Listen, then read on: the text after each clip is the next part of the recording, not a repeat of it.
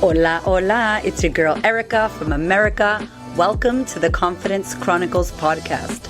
This podcast is all about helping you stand in who you are. Stop giving a fuck what people think about you. Start standing as your fully expressed self.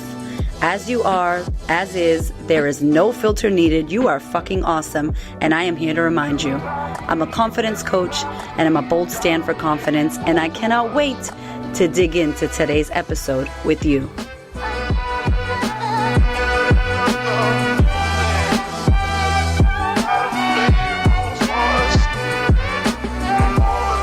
You guys, I'm so happy for today's beautiful guest, Miss Tamica Wilder. She is not only a dear friend of mine, she's also one of my clients in our Social Impact Business Mastermind. She does incredible work as a somatic sex coach. She's going to explain what that is, but this podcast is so important for you if you have ever wanted to have more intimacy, if you've ever had issues with your sensuality, your sexuality, you want to learn and understand how to be embodied. This is the podcast for you. I cannot wait for you to listen.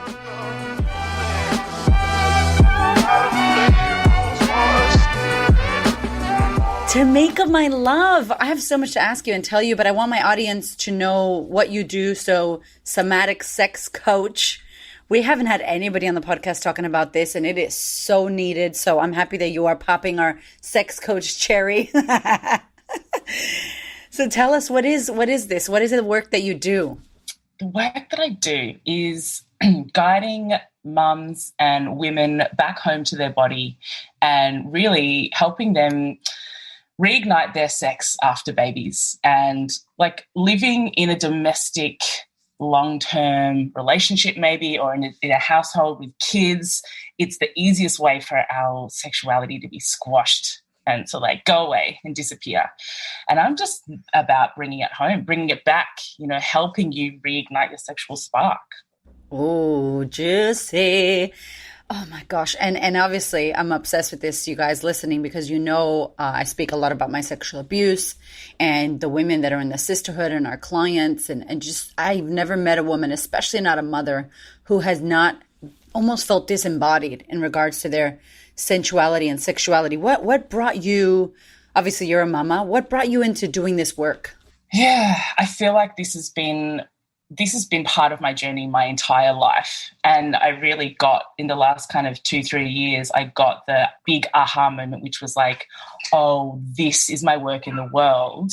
And it's like I connected all the dots finally, Mm-hmm. So I feel like, my whole life I've had a sign on my head saying, safe person to talk about sex with, safe person to talk about gnarly shit with. Oh, this woman over here, she won't judge me. Oh, I feel like I can say anything around this chick. I've had that kind of vibe. And what happened was I was sexually abused in childhood. So I guess it was at the start of my adolescence, so between 12 and 13, by a very close family friend. And a lot about what I learnt in that experience was about really exchanging my sexuality for love or for affection or for closeness. And I learned all these pretty gnarly bits. And so my journey has been about untangling loads of that and also understanding the importance of sex-positive households, sex-positive families. And it starts with the leader. It starts with the parents, and even more specifically, I really believe that it does start with the mother. It starts with where we came from and having safety. I feel like in my home, if a lot more safety was there, then perhaps some of those things might not have happened. And it, at the very least, it wouldn't have taken me 12 or 13 years to then, report and kind of hand that story back where it came from. So that's a part of what led me here. And then even more so after I birthed my babies, I was so disconnected from my pleasure, but more connected to my body than ever before. So people might relate to that feeling of disassociating from your body. So people who have suffered from abuse, or even we are chronically disembodied in society. It's like we are affirmed for getting things right, using intellect, cognition, language, everything needs to make sense. It's black and white, it's right and wrong, it's up and down. And that puts us into our head, right? So when we come back into the body, it can feel quite difficult because it's like, well, I don't know what this feels like. I teach people about sensations and using somatic language, and I might explain a bit more about that. But people are like, well, I don't know. What do you mean feel for my belly or intend to feel for my feet on the floor? I can't even can feel that. And it's like, wow, we've got so much to come back to. But what happened was when I birthed my babies, I was really grounded into my body.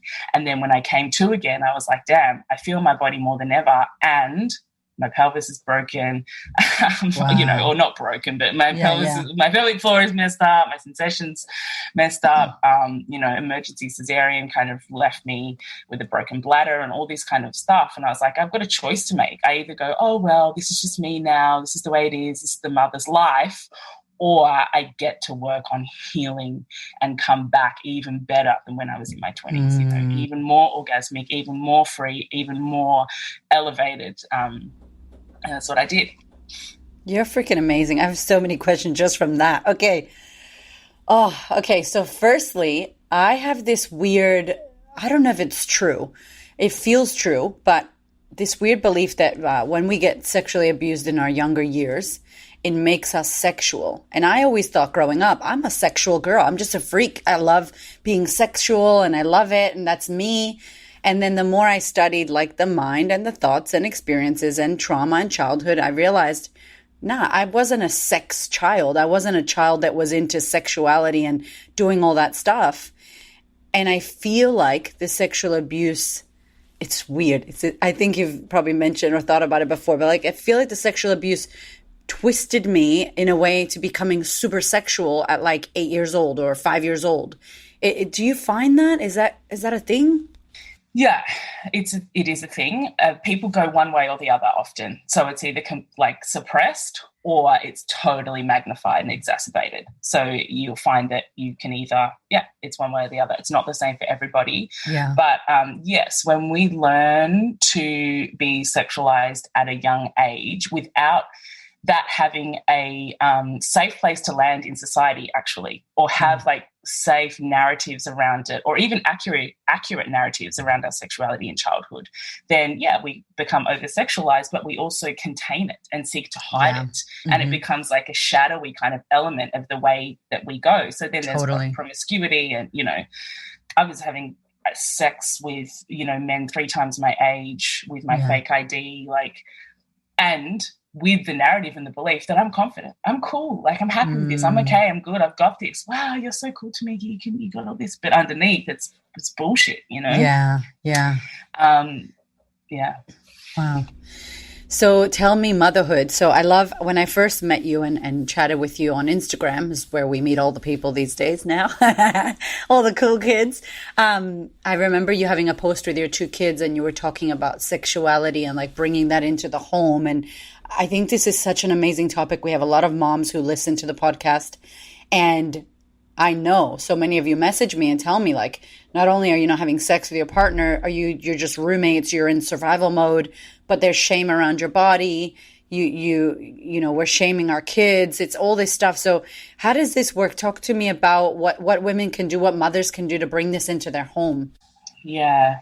I feel like the first step around this is, I think that this work taps you on the shoulder a bit. Like if you know that there is something to lean into in regards to this work, it'll be tapping you and you'll be like, there's something kind of going on here that I want to remedy, I want to get better with. And it's firstly just about making a decision to look at it, like pull the lens forward and go, okay, what's here? That real taking stock of where you're at. And being able to start naming what you want for your home. So, okay, intimacy is lacking. There's lots of shame and hiding and taboo. What do I want my home to feel like? What do I want my relational space to look and feel like? They're the first steps. You need to bring it forward and decide, because this piece will not happen accidentally. It won't happen for you. It won't happen in the background. It happens when you lean in. Some pieces do just fall and you're like, oh, cool. Oh, that's right. I was learning that by accident. This is not one of them. This is like a missing piece of the personal development puzzle. And if you don't choose it like big time, it'll keep tapping you and you'll go like, oh, whoops, I went another 10 years and then look at it. You're so right too, because it is something that it's a part of our whole existence. Like we can't have this amazing mindset and be totally disembodied and not be in tune with our body. And like, I think when you talk about it, it's like beyond orgasms and sex. It's like the full spectrum of you being in your body, you know, feeling it and having it. And we know that our children don't listen to what we say. They watch what we do. And, you know, there was a time when my 5-year-old or 4-year-old, he was 4 at the time, and he was touching himself. And I'm like, and like just in the living room, you know, and just like, I think being amazed that he could touch his penis and it could get hard. And just honestly, I was a 4-year-old being like, what is happening? You know, I know. And I was just like, Raven, what are you doing? Like literally, Tamica, I don't even know where the reaction came from or where I heard it. I must have heard it as a kid myself. It was like, what are you doing? That's wrong. Hello, what are you doing? That's gross. That's wrong. Yeah. And my husband looked at me across the room and was like, you better be quiet. And then later was like, honey, don't do that. You're going to shame him. Like this. And I didn't know anything. Like, so the mamas who have boys, like you need to get to know this, because I didn't know. And I consider myself pretty aware of things. And I had no idea that I was literally, if I kept that up, I did it once, but if I would have kept that up, I would have been sending him on a path to shame. And boys have all kinds of shame when they're in high school and they can't control an erection or whatever. And it's so crazy because I had no idea. Yeah. That's it. That's exactly it. So, and that is the first step. That's what I teach mamas all the time. And that is a main question I get. What do I do with my kids masturbating? And often you will behave in the same way that a parent or a caregiver dumped on you. So it's about going back. You go back to your childhood. You go back to your adolescence and you go, all right, what happened to me? What did I learn? What did I feel and think about this? What was it like in my home? And how do I want it to be different in my home now? That's the first chunk, because it's about responding in that moment with awareness, taking a breath, going, oh, okay, is something inherently wrong or bad or dirty or nasty happening? No. Is someone unsafe? No. Is this wildly like natural? Yes. And what do I want to place in this moment? I want to place love, affirmation, safety, permission in this moment with my son while he is in his experience of his body. And we can do that as mums and caregivers. All it takes, though, is you to go back and do a little bit of work and go, oh, that's what happened to me. Oh, okay, I don't want to. Oh, that makes me get the chills, because it becomes about us. It was like a reflection of me and what I needed to do about him. And it's like, I don't need to do anything about him. He gets to, Yeah, that's it. We can only be with what we see in the world, society, and in our homes and whatever, if we can be with those gnarly bits inside of ourselves. So get good on your masturbation, get good on your embodiment, on your pleasure, on your breath, on your anatomy. Get good on all that, and then inherently you spread that. And that's what I meant when I said it starts with the mum, like the nucleus of the home. We need to heal that, and then it will transfer. And then it transfers from our homes into society and into community, you know? I often think about, like these people that are abusers, for example. You know, I even think about the men who choose, and the women and the people who choose to abuse others. It's like, what did they need at 9, 10, 11, 12 years old that our society was unable to give them, actually? So these acts and these habits are born of our society and our community. They're not they're not separate to us, you know? So, and this is where I get passionate, you know. I love it. I think it's good. And this suppression as well of like, you know, it's wrong what you're doing, and thinking about how you're right. We parent how we were parented. And let's say someone who is now, you know, into something that society doesn't see as right. Maybe they were suppressing something. Maybe their parents shame them. Maybe, you know, obviously people do these things not because out of nowhere, something's happened there. That's it. And even if, there are mental health kind of difficulties and there are other diagnoses and all that kind of thing. And we know that for some mental health diagnoses, it actually does come with things like over-sexualized behavior. Even still, those behaviors and these people need safe places to land and be heard and acknowledged and seen and felt and understood in our society, not just medicated and flicked off. So this is systemic stuff that we're talking about when we can look at sexuality as part of our culture. What do you feel is one of the biggest things that maybe women come to you for, biggest blocks? There are a couple blocks that you see. Mostly it's like, I don't know my body anymore. I feel like I've been ignoring myself and my body. I want to lean into sex in my partnership, and I just don't know where to start. I don't feel it anymore. I feel numb. I feel like I can't connect, and I'm doing something wrong. So the underlying narrative is usually like, I'm broken, I'm wrong, I need fixing, or I need to change this. And so coming back to connecting with what they know that they want, really. I want to connect with my husband or in my partnership, but I don't know how. I'm dull and deadened there. So it's about the wake up. It's so true too, because I feel like, especially when you're mothering or you're not feeling yourself, how can you, if you yourself don't feel you, be out there in the world, with a partner or dating, or, it's like this, it's starting from inside. That's it. So it's, people go, I want to get back to the way I was before whatever, something happened. And it might not even be a baby. It might be like before, a breakup, or before a big life event, or, or my dad died and then I've been completely kind of deadened ever since, like any of these big life things. And it's like the first step is going, it's not about going back. It's actually about going forward. Like, who are you now? What's there with you now? And it's a reintroduction to the body. It's coming home to what's there now. You're never going to be like you were at 27. No, but you're even grander now. There's even more magic. There's even more power. Like the womb, the things that the womb has done, if you've like birthed a baby or grown a baby, even if you've grown a business, or if you're creating things in the world, because often this creativity is can either come through as a human baby or like a work baby or something. Yeah. You've heard that, right? It's we all have this. So create from there, it's meeting the magic that you've got now in your body. It's so good too, because we do that whole back then, and I want to get my pre-baby, or I want to be who I used to be, and you have so much more wisdom now, and who we are now, we get to recreate like 10,000 times a better version of this. It's so true. When you talk about somatic, for those that maybe don't know what that is, it's very juicy and amazing, but explain what that is.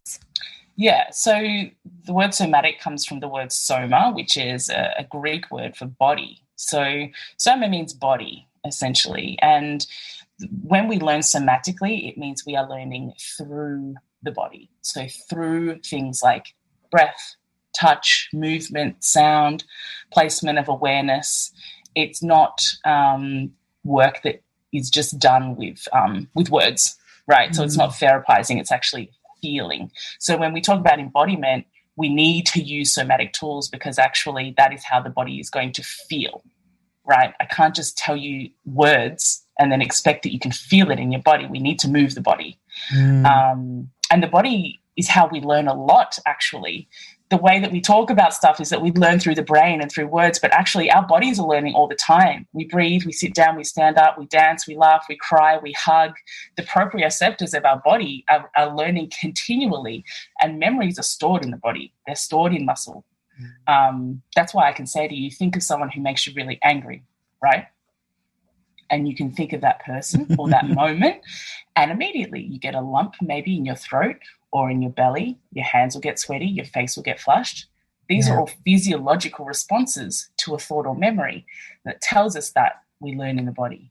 And these memories are stored in our body, not just in the brain.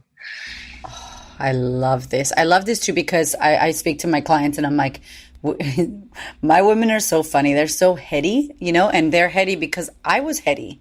I attracted who I was. And I love head. I love mind. I love thoughts. I think it's so powerful. And as humans, we have to work with it. We have a mind that's going to get in the way. But that shit is like the beginning. Like, it is not like, it's like scratching the surface. We need to get into the body. So what do you think this block is, especially with women, where we want to intellectualize and we want to understand everything? We're like, yep, that's that concept. Yep, I get it. But they literally don't let it go beyond their neck. I feel like we get congratulated when we can get things right. So I said that earlier. It's like, it's about survival, actually. if I'm walking around as a purely embodied creature in the world and I'm moving around and I'm stretching and breathing and laughing and crying and yawning and humming and sighing and all the weird things that actually would feel super good for my body standing in line at Woolies, right? Right? So if I'm standing there like waiting to get served in the barista and I'm like, and like kind of just, that's weird. It's fear that we're going to get like kicked out of the tribe. We're not going to be accepted. We're not going to be well liked. We're not going to be understood. We're obsessed with being liked, understood, and, accepted. And it's like at some point we need to let go of some of that. And because the body is wild, the body is raw, the body is pure expression, and it doesn't need to make sense. It doesn't make sense. And that's even better. It's non-linear. It's non-rational. Let it all go and you can get it all back.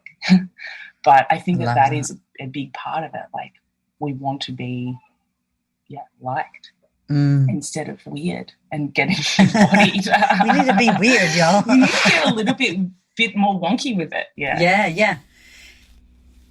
And I think it's so we can intellectualize in our heads. Like, oh yeah, one of my mentors used to say, it's like explaining to you how to, like, what it's like to eat a mango. And it's like, all right, so it's juicy and your lips get wet and it's, I don't know how to explain it, a fucking mango. It's like, go eat a mango and then like have that experience. And it makes my like near my ears, that little area, like already get all weird and like juicy because like it's another thing to understand it in the mind and then feel it in the body. And it's another level. And so tell me about this I know that your work is really great when people also have trauma. And what do you feel about trauma and things? Because you said something about it being stored and how the body like kind of keeps score and holds it. Yeah. I feel like it's important to say that with trauma, we're all on a sliding scale. And there are some really gnarly big pieces of trauma that do need intense cognitive work, and you need to talk some more. That's true. Yeah. And there are ways in which we can help the body remember that it's allowed to be safe. And that's where you can use somatic tools, reminding you and your body it's safe to be in it. And it's very gentle. It's way more gentle than the wildness I was just talking about. It's actually like tuning into your breath and learning to breathe in a way that activates your parasympathetic nervous system. It's learning to, that you are worthy of stretching every morning, for example. Yeah. At some point, as a traumatized person, as a stressed out person, because stress is trauma as well at a certain point when you have chronic stress. At some reason, we swap out our body health, and it doesn't feel like we're worthy. So there are really gentle, amazing things that you can do for your trauma to remind you that it's safe to be in your body, and to set really gentle body-based goals, and placing pleasure in the body as a way of being with your hurts and your upsets is an amazing tool as well. So there's a whole kind of realm of masturbation coaching, for example, that is a big piece of what I do, where it's like rewiring your relationship with pleasure, whether it's from somebody else or actually from your own touch and your own hands. It's insanely healing. That is so powerful. Why do you think so many people have so much awkwardness around looking at their sex and their sensuality? Like they just don't want to go there, or they will work on everything else and that's last. What do you think? I just feel like there's far less permission for it in our culture, in the way that we live. It's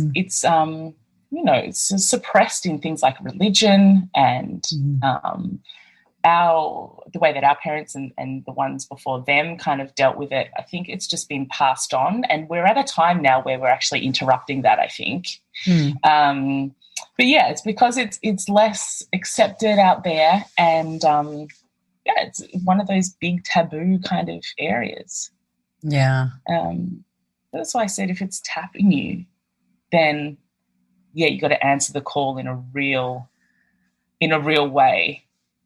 Otherwise, you always say, you're like, don't ignore it. Don't be like, what is it that you said the other day? You were like, There's never a right time for this work, honey. And it's true. It's like, yeah, when I get a new bed or when I move into my new house. No, bitch, that's not it.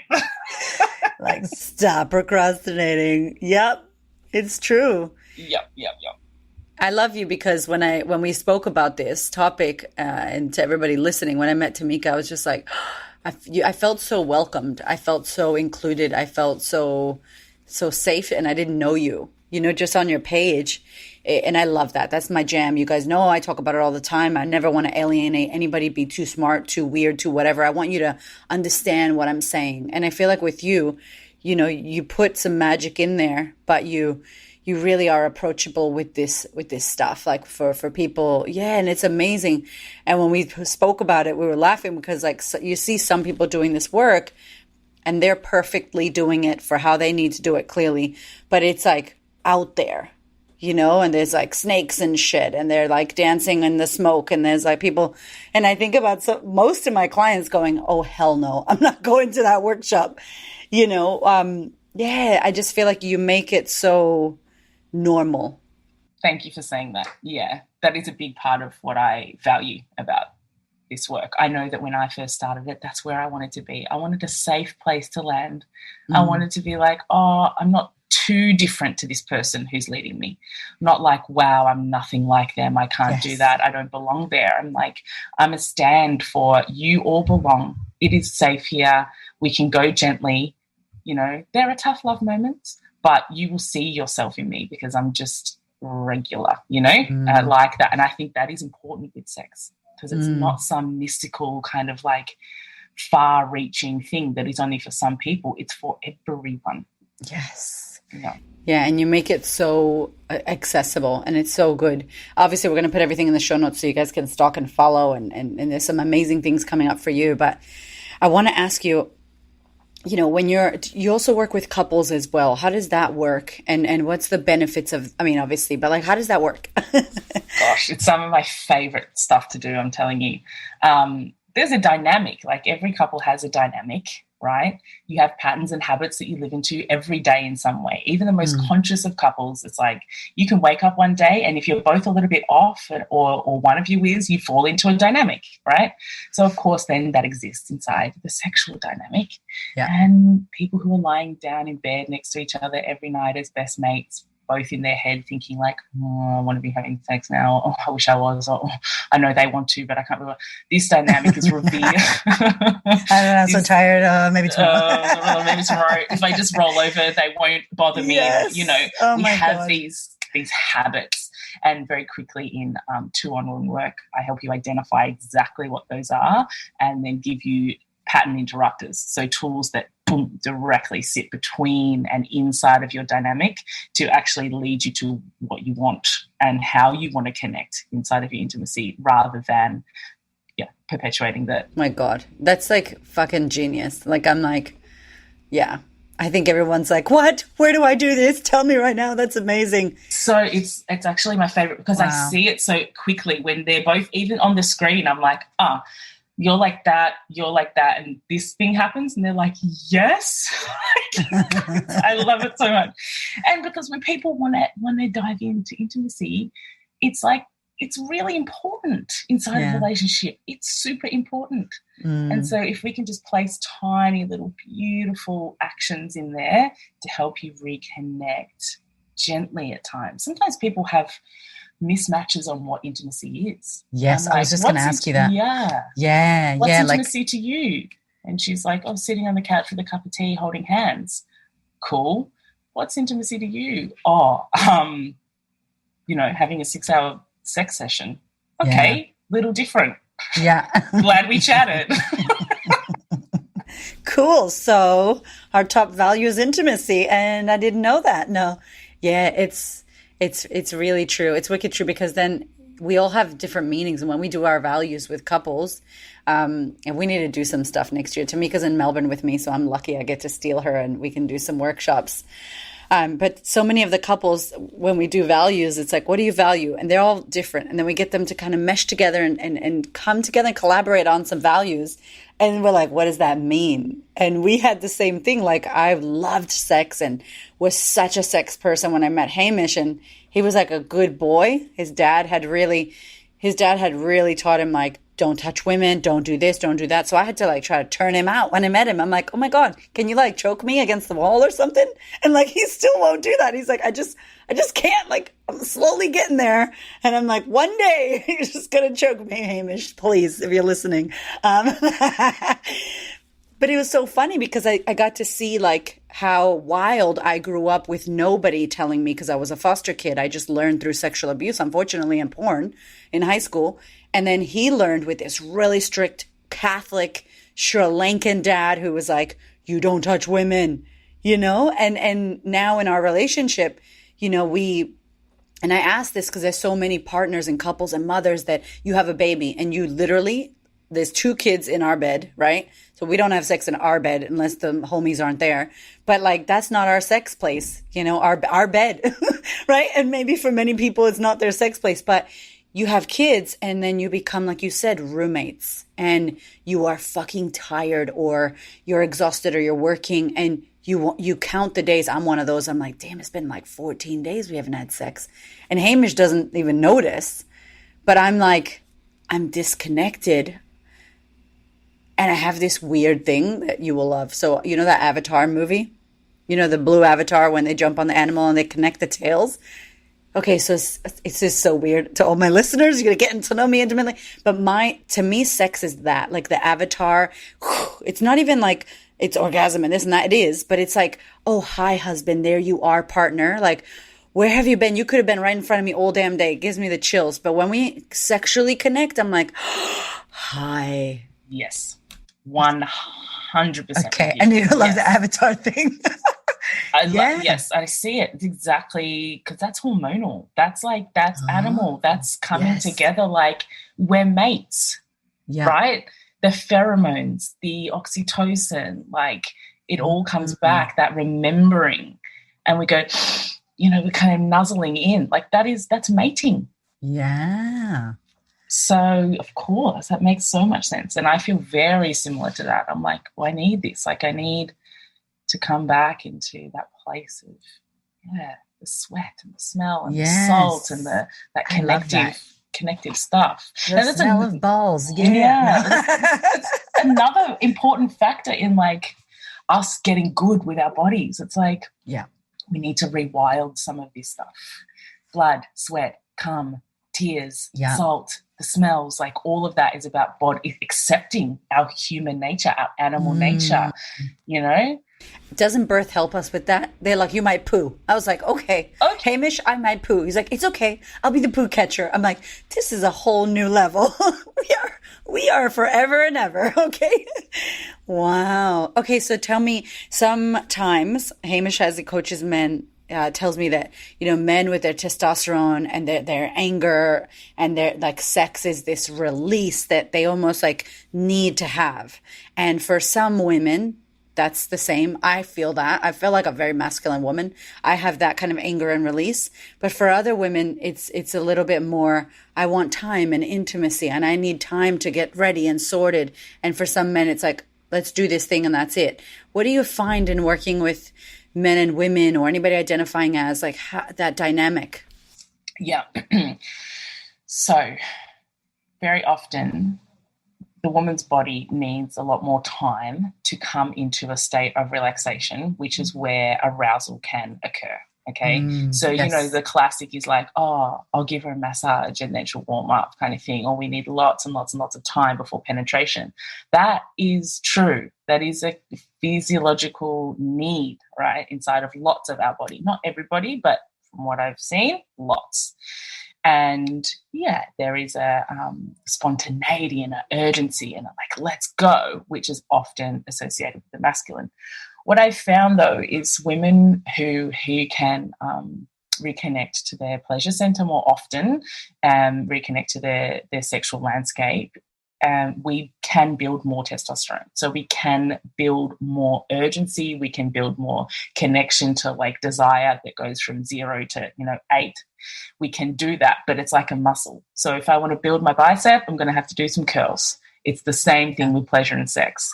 So you can match up in that regard. But what's even better than that is you don't need to unless you want to. You don't need to, because there are awesome tools that you can learn which help you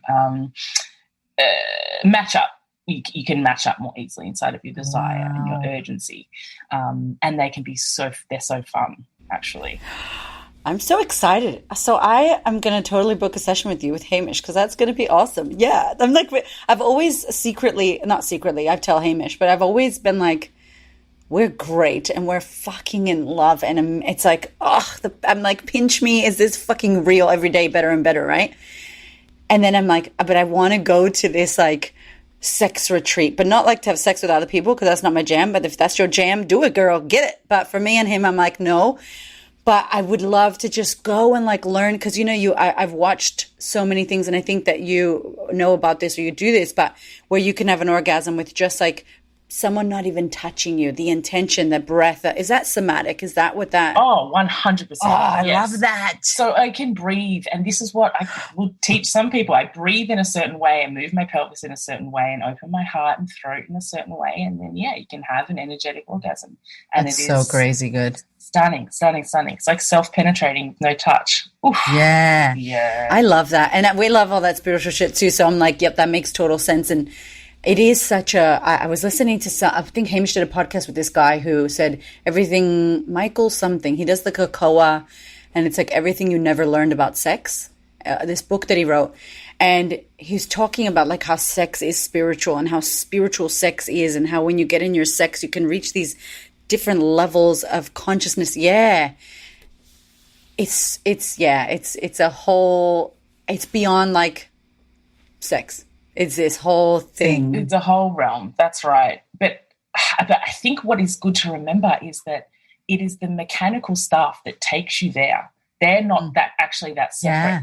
So as soon as you learn to come back in, you can actually do some of that transcendent stuff quite quickly. You get rewarded very quickly in this space. That's what I found. You don't have to do lots and lots and lots to feel the rewards. Sometimes it's like you gotta really, really stuff the pipe, and then you'll get something. But actually, with the sexuality stuff, the body responds very quickly. And yes, you can drift off into distant lands of pleasure.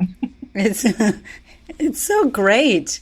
But that's like, it feels like you're right. It feels like the more and more I think about it, that we were really ripped off by what we were told or how we were raised or what society tells us, because it makes it gross and yucky. Even our bleed. Hello. Like, how much shame do women still have about the bleed, and about how what our bodies do, and what's accepted and not accepted. And what I can really hear is, for those of us out there, women who have any blocks, it's like when you start working on your own blocks, you have this ability to get so deeply in tune with your sensuality, sexuality, intimacy, bringing your partner along. What happens if the woman, the mother, has the block and the partner is ready to go? What happens in that situation? What do you recommend?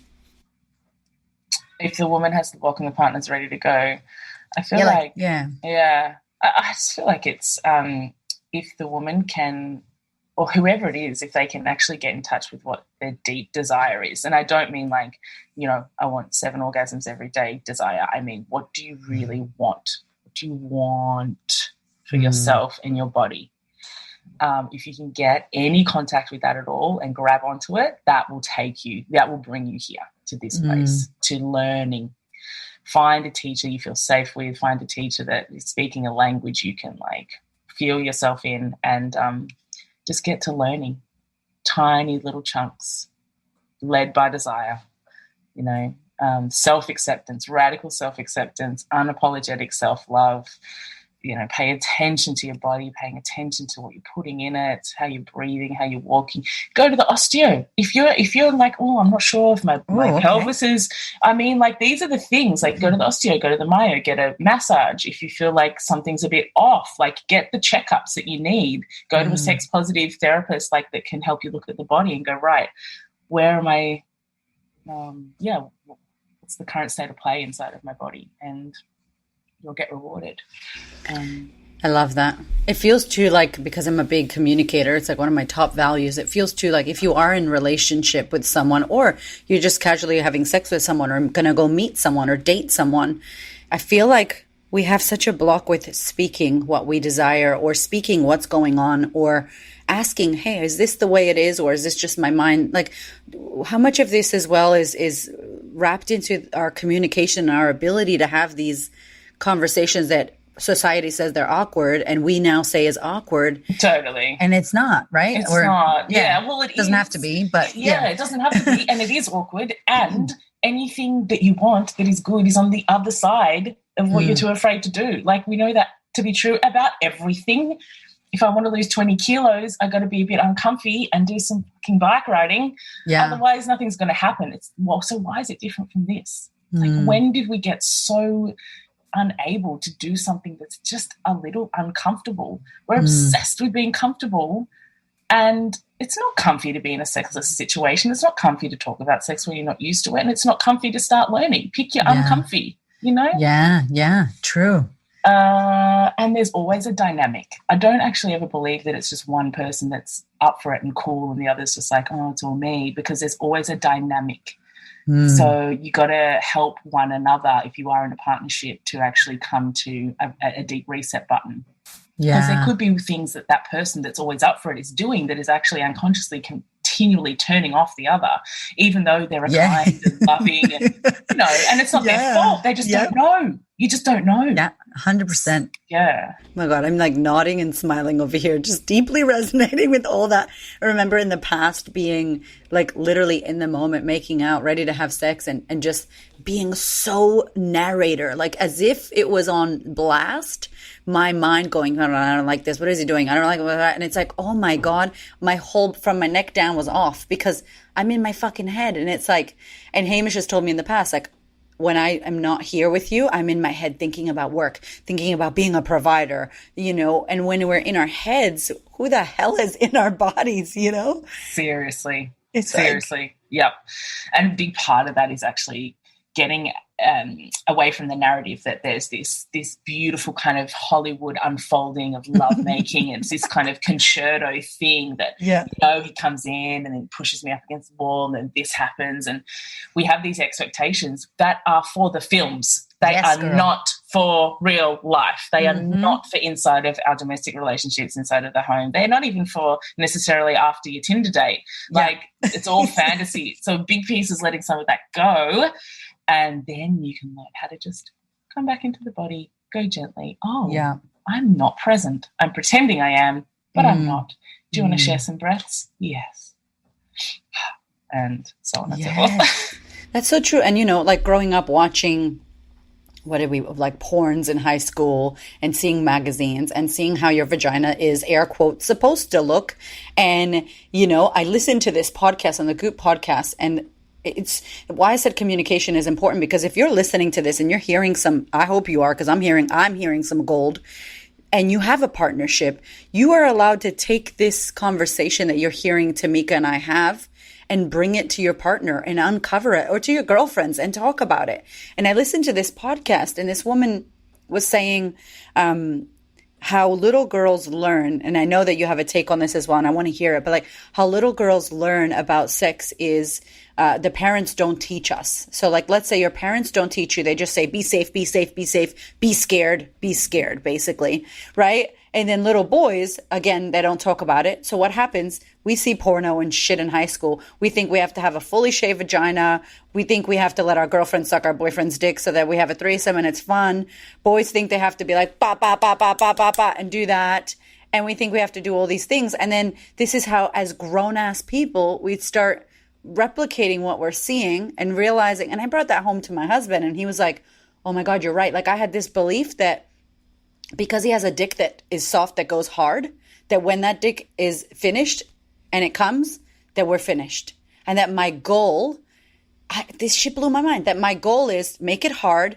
Hopefully it comes. And when it does, that's the tick. You did a good job, woman or person that's having sex with that man. And it's like, she said she interviewed lesbians and was like, how do you know you're not a virgin? And she was like, when I had an orgasm, I thought, well, now I'm not a virgin. And then she was like, can you imagine if every woman said, I'm still a virgin and until I have an orgasm? She'd be like, there'd be a lot of virgins out there.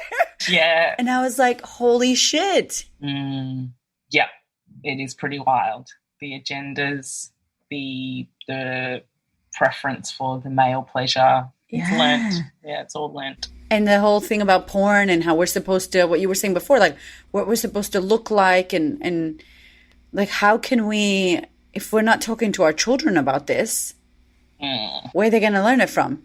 That's it. Yes. And also we need to relearn. So you need to get, like, if you're on Instagram or if you kind of, whatever you interact with socially and culturally, have a look at that.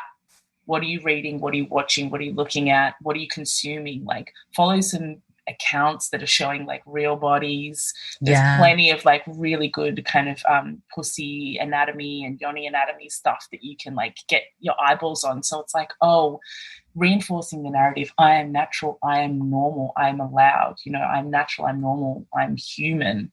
Whatever you can get inside of your brain that reflects your beauty and your normalness. It's so true. Even just seeing your vagina in a mirror is like a shock when you're like, oh, what happened to my labia? What's going on over here? What is this?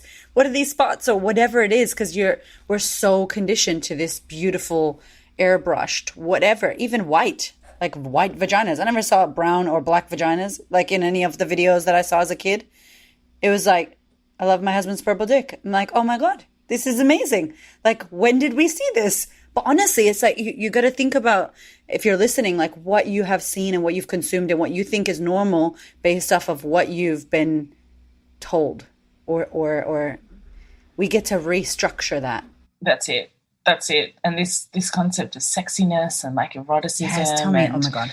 It's an energy. Like, it's a state of being. It's a way of being in our brains and our bodies and it's a posture, actually. It's got nothing to do with the way that you look. Nothing to do with the way that you look at all. It's all about a feeling. It's an entire internal dialogue, and like, it's a permission piece. It's when you actually can walk around the world with permission for your erotic nature to actually be part of the way that you walk, whether it's in Woolies, that's always my example, or, you know, down the street or in the park. It's like, you can see it in people. You're like, damn, what have they got? They've got something that I don't have. No, you got all the same thing. You just haven't put it in your posture yet. That is sexy. That's so true. It's like the way you're carrying yourself. And it does, I think about that with confidence. It has nothing to do with how you look, what you're wearing, lipstick, hair, makeup. It's a state of being. It's this energy around you. Yeah. And that commands a room. Oh, yes, it does. Yeah. And it can change your life. It changes your life. When you place your eroticism in the way that you live, a whole bunch of other stuff that is not for you anymore can fall away. It's like, oh, I love that. I was living in this narrative that wasn't actually for me. Whoops. Let me get down to what I'm actually here for, and the joy and the abundance and the bliss that's actually intended for me. It lives over here with a full spectrum of my humanness that must include your sexuality. Chills. I love that. And I see that in you, in the way you live, in the way you mother, and the way you business, and how, you know, we know we have goals and dreams and things we want to do, and there's all the work that needs to be done, bloody kajabi, all that shit, right? But like, I watch you and I'm like, there's this thing about you. And I always tell you when I have calls with you, I'm like, I see so much of me in you, and I see so much your desire. And I can tell that you have this full spectrum of desire, not just business desire.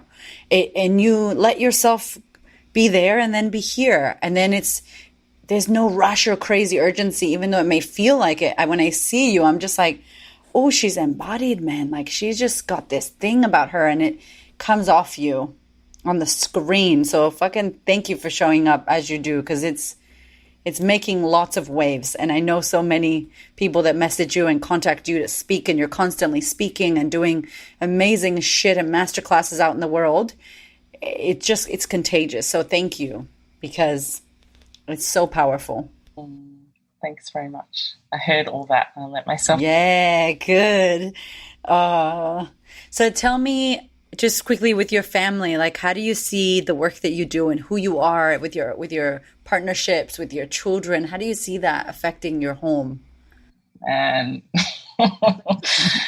it's I feel like I'm very lucky in that I've surrounded myself with people that are very supportive and that people that kind of see I think the visions and the things that you just spoke about, it's like they see that for me as well. And so they are like on my team, I've got a team. Yeah. And I do feel like I'm just doing my best to like educate and lead my boys and model for them instead of telling, it's the being, and I'm just modeling a way of being for them that, sometimes feels like a big fat experiment. And then other times I'm like, nah, I nailed that, Yeah. I think everyone can relate to this in a way. It's like we're just trying what feels best for us. We're taking care of their needs as best as possible, but we're not like mindlessly subscribing to the endless made-up rules and agreements around what it needs to look like. And your home is perfect if you have two parents and two kids and a dog and two cars and a double garage and a white picket fence. Like that is not it. So as much as possible, I try and model to my boys that there's no such thing as perfect, and at the same time, just as you are is completely perfect. And our family, the way that we do it is I love that. Safe. I love that, safe, and speaking of it and including it and being open to all of it. And it's really funny for us. I grew up just with my mom, so we had no husband, no dad in the house. There was a man that he ended up sexually abusing me. He's the only man that I remember living with us. There was a man before that, but I didn't remember him living with us. And literally, it was me and my mom in underwear. My mom's big ass boobs at the table, on the kitchen table having dinner. And my girlfriends would ring the bell and I'd run downstairs with no shirt on in my underwear. And my friends would just be like, oh. And I'm like, oh, that's okay, come up. And my mom's there with her boobs out. And it was just very normal. And so in our house, we're always naked. Like, my kids see my husband naked. I'm naked. My 5-year-old's weird about taking his shirt off in public, which is interesting because we didn't talk about that. So I'm like, okay, you navigate that, my love. But how important do you feel like that is with our children to, have the safety of our bodies, or, you know what I mean? Like having showers with them. Like, I'm like, I don't ever want to not, like Hamish's mom walks around in a bra and he's 38 years old and she's in her 70s. There's no shame. I love it. No. Super normal. We're naked whenever we want to be in the house. We all shower together, whatever.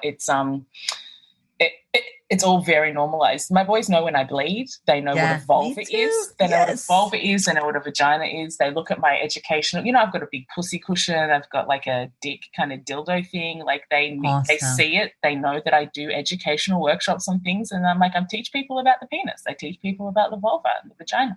And they're like, cool, Mom, is that your vulva pillow? Like, it's normal. They're like, are you bleeding today? I'm like, yes, I am. Nice. Okay.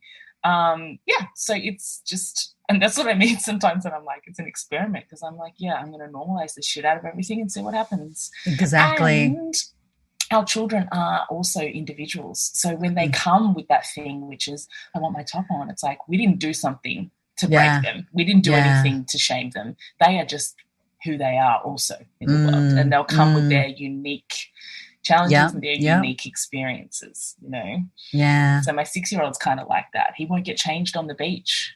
Like he needs a towel. And I'm like, okay, cool. I didn't stuff anything up. He's just being him. Beautiful. So not shaming him for that either is super important. Yeah. Oh, I'm learning so much from you. I love you. This is so good. Okay, so we could talk for 75 hours, you guys, but I get to hang out with Tamica all the time, so I'm so blessed and lucky. But you've got something so incredible coming up that lots of my clients have signed up for. I've been to your master classes. You have so much magic to share in the world, and you're finally going to create something that people can do it with you. Can you tell us about this fucking amazing thing that's coming up? Yes. So it's called The Heroine's Journey, and I've named it that for a few different reasons. You might know The Hero's Journey by Joseph Campbell. He coined that term in the 50s, which is all, it's just about the it's a story arc that all of us go through, right? And so I learned a lot about that in my teen years. So essentially it's a 6-month program. It's a deep dive for those who identify as women, don't have to be a mum, anyone who identifies as a woman, to come home to your sexuality, come home to your embodied power, your embodied confidence, learn what you were never taught about your pussy, about your anatomy, about your pleasure. I'm teaching somatically. They're a group. It's a group kind of dynamic that has started, so there's lots of homework and it's a 6-month journey. It's community. That's right. As well. Yeah, that's so powerful. It. Yeah. So, it's a 6-month journey to take you home to your pleasure and your embodied sexuality. And I know it starts on Sunday. 29th. We're putting this out. So for everybody that's here, that's listening, if you want to know more about this, Tamica's amazing. Her Instagram is a wealth of knowledge. She does master classes. This is starting. And not only is it starting, I think it's until, when is it that they can sign up? Until the 1st or 3rd of December? I'm actually likely going to keep another week open. Awesome. But yeah. Please do. Yeah. So till the 5th of December. So the first module's released on the 29th, which is, in a couple of, it's 7 days, but December 5th, sign up until then. And amazing. There are payment plans on my website. Like I've made this really. You're so good at that. Like I think that's a part of me that I feel and see in you as well. It's like, hey, come in, let's do this. Let's not say when then I, wait for the perfect time. Merry Christmas to yourself, like body yourself. Like you are so amazing. And I think it's so accessible what you've created, because I know this is also like a big first launch for you. So y'all need to get in while you can, because this is going to go off. I'm so pumped. Thank you so much. Yeah, me too. I'm really excited and pretty overwhelmed actually as well, because I'm like, it means a lot to me. And I know that this body of work is going to mean a lot to a lot of people as it's delivered. So I'm like, whoa, this is what I've always been meant to do. And I'm finally doing it. Yes. Love you. I love you too. Thank you so much. We're going to have you back as well, because I'm positive we're going to have many questions, and we want to do a big chatteroo again. Tamika, where can we find you? Yes, you can find me at The Orgasmic Mama on Instagram, or theorgasmicmama.com is my website. I'm The Orgasmic Mama on Facebook. Yeah, you're on Facebook as well. Really, you got a good community there.